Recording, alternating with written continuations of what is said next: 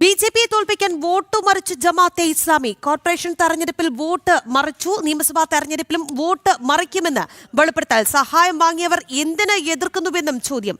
ഇടതിനും വലതിനും vote മറിച്ചെന്ന് വെളിപ്പെടുത്തി ജമാഅത്തെ ഇസ്ലാമി കേരള അമീർ മുജീബ് റഹ്മാൻ. വിവരങ്ങളുമായി S Shalini നമുക്കൊപ്പം ചേരുകയാണ്. ശാലിനി, ഇടതിനും വലതിനും ഒരുപോലെ ഇവരുടെ വോട്ട് ലഭിച്ചിട്ടുണ്ട്.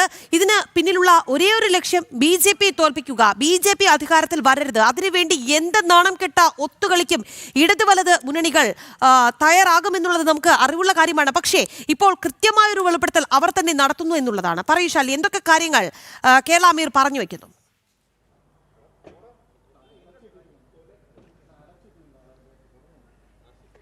രാഖി, ഒരു നിർണായകമായിട്ടുള്ള ഘട്ടത്തിലുള്ള ഒരു വെളിപ്പെടുത്തൽ തന്നെയാണ് ഇപ്പോൾ ജമാഅത്തെ ഇസ്ലാമിയുടെ കേരള അമീർ അമീറിന്റെ ഭാഗത്ത് നിന്ന് എത്തിയിട്ടുള്ളത്. അതിൽ പറയുന്നത് ഇടത് വലത് മുന്നണികൾക്ക് കഴിഞ്ഞ കാലങ്ങളിൽ തങ്ങൾ വോട്ട് മറിച്ചിട്ടുണ്ട്, അല്ലെങ്കിൽ അവർക്ക് വേണ്ടി പ്രവർത്തിച്ചിട്ടുണ്ട്, വോട്ട് പിടിച്ചിട്ടുണ്ട് എന്നുള്ളതാണ് പറഞ്ഞു വെക്കുന്നത്. നമുക്കറിയാം, നിയമസഭാ തെരഞ്ഞെടുപ്പ് പടിവാതിക്കൽ എത്തി നിൽക്കുകയാണ്. അതിന്റെ സ്ഥാനാർത്ഥി നിർണയങ്ങൾ, തെരഞ്ഞെടുപ്പ് പ്രഖ്യാപനങ്ങൾ ഒക്കെയായി ഇടത് വലത് മുന്നണികൾ സജീവമായി നിൽക്കുകയാണ്. ഈ ഘട്ടത്തിലാണ് ഇപ്പോൾ ഇത്തരത്തിലൊരു വെളിപ്പെടുത്തൽ വരികയും ചെയ്തിട്ടുള്ളത്. അതിൽ പറയുന്നത് 2004, 6, 9, 11 വർഷങ്ങളിൽ ഇടത് പക്ഷത്തിനൊപ്പം ജമാഅത്തെ ഇസ്ലാമി നിന്നിട്ടുണ്ട് എന്നുള്ളതാണ്. ഇതിനായി ചില സഹായങ്ങൾ ഇടത് സർക്കാരും ഇടത് ഭരണ കർത്താക്കളും നൽകിയിട്ടുണ്ട് എന്നുള്ളതാണ്. അതിനുശേഷവും സമാനമായ രീതിയിലുള്ള നിലപാട് തുടർന്നിട്ടുണ്ട്. ഇക്കഴിഞ്ഞ തദ്ദേശ തെരഞ്ഞെടുപ്പിൽ പോലും തങ്ങൾ അത്തരത്തിൽ പ്രവർത്തിച്ചിട്ടുണ്ട്.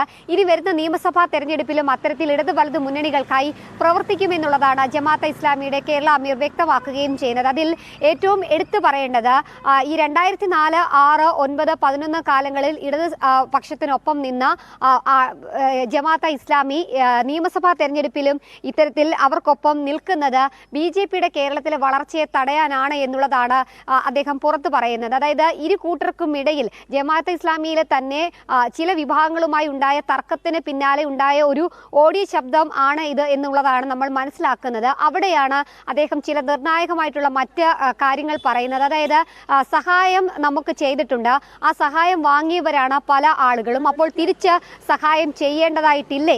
അതിൽ സഹായം ചെയ്യാതെ എന്തുകൊണ്ട് മാറി നിൽക്കുന്നു എന്നൊരു ചോദ്യം അവിടെ അദ്ദേഹം ഉന്നയിക്കുകയും ചെയ്യുന്നുണ്ട്. അതായത് ഇവർക്ക് വോട്ട് മറിച്ച് നൽകാനും ഇവർക്ക് വേണ്ടി പ്രവർത്തിക്കാനും നിൽക്കുമ്പോൾ ഇടത് വലത് മുന്നണിയിലെ നേതാക്കന്മാർ, സംസ്ഥാന നേതാക്കന്മാർ അടക്കമുള്ളവർ അവർക്ക് സഹായം നൽകിയിട്ടുണ്ട് എന്നുള്ളതാണ് ഏറ്റവും ശ്രദ്ധേയമായിട്ടുള്ള കാര്യം. ആ സഹായം കൈപ്പറ്റിക്കൊണ്ടാണ് ഇവർക്ക് വേണ്ടി പ്രവർത്തിച്ചത് എന്നുള്ളതാണ്. എന്തായാലും തങ്ങൾക്ക് ജമാഅത്തെ ഇസ്ലാമിയുടെയോ SDP-യുടെയോ ഒന്നും വോട്ട് വേണ്ട, അങ്ങനെ വോട്ട് വാങ്ങി ജയിക്കേണ്ട കാര്യമില്ല എന്ന് പല ആവർത്തി പറയുന്ന ഇടത് വലത് മുന്നണി നേതാക്കന്മാർക്ക് മുൻപിലേക്കാണ് തങ്ങൾ വോട്ട് നൽകിയിട്ടുണ്ട് എന്നും അവർക്ക് വേണ്ടി പ്രവർത്തിച്ചിട്ടുണ്ട് എന്നും അവരുടെ കയ്യിൽ നിന്ന് സഹായം, അത് സാമ്പത്തിക സഹായമാണ് എന്നുള്ളതാണ് നമ്മൾ മനസ്സിലാക്കുന്നത്, അങ്ങനെ വാങ്ങിയിട്ടുണ്ട് എന്നുള്ള നിർണായകമായിട്ടുള്ള വെളിപ്പെടുത്തൽ ഈ ഒരു നിർണായകമായിട്ടുള്ള തിരഞ്ഞെടുപ്പ് ആസന്നമായിരിക്കുന്ന സമയത്ത് പുറത്തു വരികയും ചെയ്യുന്നത്.